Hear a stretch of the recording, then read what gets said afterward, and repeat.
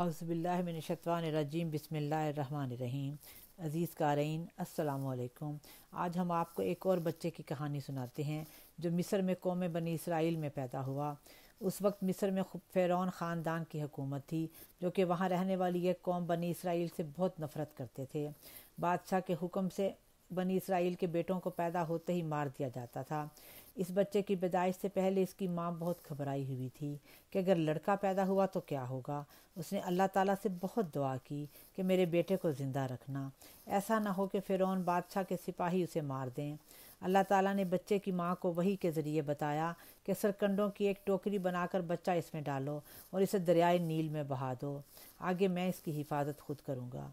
ماں نے ایسا ہی کیا اور اپنی بڑی بیٹی سے کہا کہ تم دریا کے ساتھ ساتھ چلو اور دیکھتی رہو کہ بھائی کی ٹوکری کہاں جاتی ہے۔ اسی دریا کے کنارے بادشاہ کے خاندان کی کچھ عورتیں بھی ٹہل رہی تھیں۔ ان میں بادشاہ کی ایک بیٹی آسیہ بھی تھیں جو کہ انتہائی نیک دل خاتون تھیں۔ آسیہ کا مزاج فرعون کے خاندان جیسا نہیں تھا۔ ان لوگوں نے پانی میں ایک ٹوکری تیرتے ہوئے دیکھی تو انہیں تجسس ہوا اور اسے نکال کر کنارے پر لے آئے۔ اسے کھولا تو اس میں ایک بچہ تھا۔ آسیہ کے کوئی اولاد نہیں تھی۔ انہوں نے بچے کو گود لینے کا ارادہ کر لیا۔ نہ چاہتے ہوئے بھی فرعون کو آسیہ کی ضد ماننا پڑی۔ بچے کی بڑی بہن جو دریا کے ساتھ ساتھ چل رہی تھی، اس نے بھی دیکھ لیا کہ اس کے بھائی کی ٹوکری محل کے لوگوں کے پاس ہے۔ وہ بھی ان کے درمیان آ کر کھڑی ہو گئی۔ وہاں بچے کے لیے ایک دایا ڈھونڈنے کی فکر ہو رہی تھی۔ بڑی بہن نے موقع دیکھتے ہوئے محل کے لوگوں کو آفر کی کہ میں ایک عورت کا نام بتاتی ہوں۔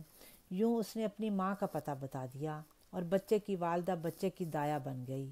اس طرح اللہ تعالیٰ نے حضرت موسیٰ کی والدہ کو ان کا بچہ واپس لوٹا کر اپنی بات پوری کر دی۔ بچے کا نام موسیٰ رکھا گیا اور آسیہ نے اسے اپنا بچہ بنا کر پالا۔